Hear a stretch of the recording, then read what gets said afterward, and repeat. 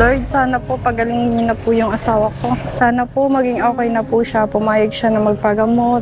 Pumayag siya na bumalik doon. Yun lang po yung hingi namin pamilya niya. Maging malakas po ulit siya. Alam ko po ang hirap kasi yung mga anak ko, as in, siya lang po yung inaasahan namin.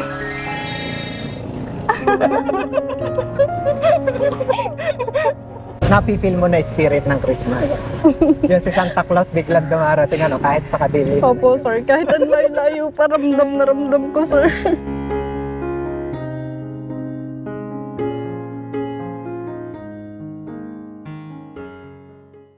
Gandang gabi mga kababayan, papasyalan natin ngayon si Mary Joy.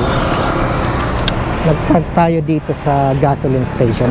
Parang nakita ko siya dito eh. Naka-duty yata siya. Hello. Hello, Mary Joy. Hello po. Pwede po bang abalahin? Pwede na lang. Hi, Mary Joy. Hello po. Kumusta? Okay lang pa, dito tayo sa banda rito. Dito tayo sa banda rito. Ate, hiramin namin. Mga 3 oras. Kumusta ikaw? Okay naman po. Duty ka pala ngayon. Opo. Pang anong oras ka? Pang 2 to 10 po. 2 to 10? 10 pa po uuwi ko. Tingnan naman mga kababayan, no. Ito yung wala masabi. Lagyan natin ng mic. Hindi pa.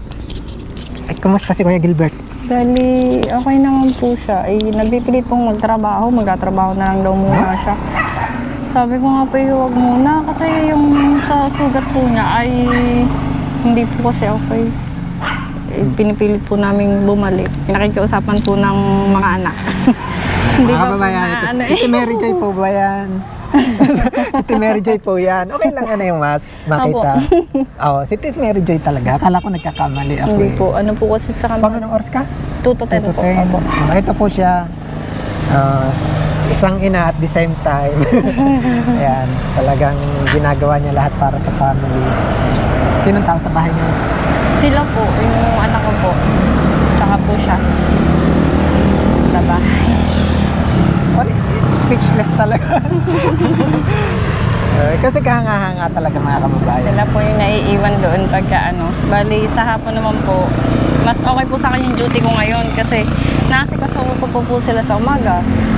Tapos sa hapon, eto nga po, nandun na sila. May mag-aalaga na. Yung munting prinsesa, kumusta si Baby Okay Princess? naman po, may nag-aalaga na po pagka papasok ako. Tingnan naman, no? Talagang ano. Yan po ang dakilang ina na Lipa, Batangas. Di ba? Talagang grabe. Hanggang ngayon, hindi ko pa rin talaga ma-imagine kung paano napapaglaban ni Mary Joy. Kailangan po kuya eh. Wala pong ibang aasahan yung mga anak ko pag ako po yung bumitaw. Pero si Kuya Gilbert hanggat maaari, talagang alam ko gustong-gusto rin niya makatulong. No? Kaya lang yung sitwasyon kasi ngayon. Kaya nga po, nagulat nga po ko bigla siyang nagsabi na nakikiusap siya. Nag-chat ata na gustong pumasok. Sabi ko pa huwag, sana hindi payagan. Gustong pumasok ng... Gusto na pong bumalik sa trabaho. Ano ba yung dating trabaho niya? Construction po. Ay, wag naman. Si Kuya Benji na makikiusapan niya. Sabi ko nga po huwag. Delikado pa sa kanyang talaga. Inaano nga po kahit kung maglakad-lakad ka lang, okay lang. Pero yung para magtrabaho. Ang nainip na daw po siya sa buhay. Ay, yun sinawelda niya. Panoorin niyo yung last vlog natin. Kasi sobrang na-miss na daw niya magtrabaho. Pinasweldo natin. Ayun nga po. Sabi ko nga po sa kanya, ito hindi to pwede. Kasi pinakikiusapan ko po namin.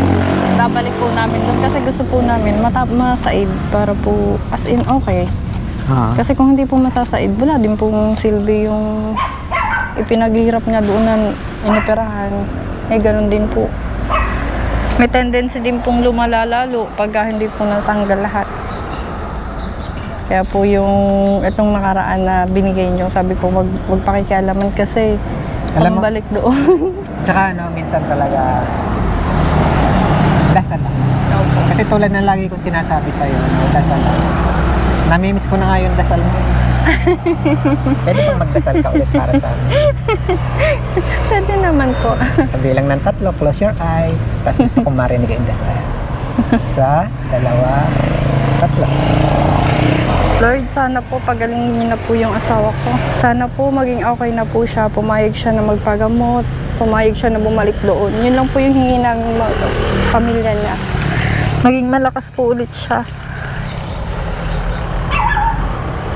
Alam ko po ang hirap kasi yung mga anak ko, as in, siya lang po yung inaasahan namin.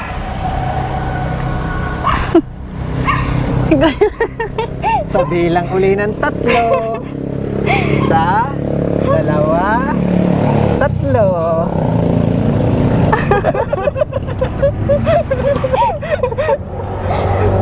Namiss mo na yung dasal. Yung nagpapadasal si Kuya Becky. Thank you po. Marami po salamat. Napi-feel mo na spirit ng Christmas. Yung si Santa Claus biglang dumarating kahit sa kadili. Opo, sir. Kahit ang layo-layo pa, ramdam na ramdam ko, sir. Kay Mary Joy, may nagpapaabot uli ng tulong sa atin. Eto, tanggapin mo ulit. 1, 2, 3, 4, 5, 6, 7, 8,000. Sir, thank you po. Maraming salamat po. Hindi ko na po alam kung paano ko kayo pasasalamatan. Sobra-sobra na po. At syempre, unang-una kay God, maraming salamat. And then maraming salamat po kay Ma'am Mary Jane Soriaga. Siya po yung nagpadala ng 8,000 para kay natin Mary Jane. Thank you po. Hindi ko na po alam kung paano pa ako magpasalamat.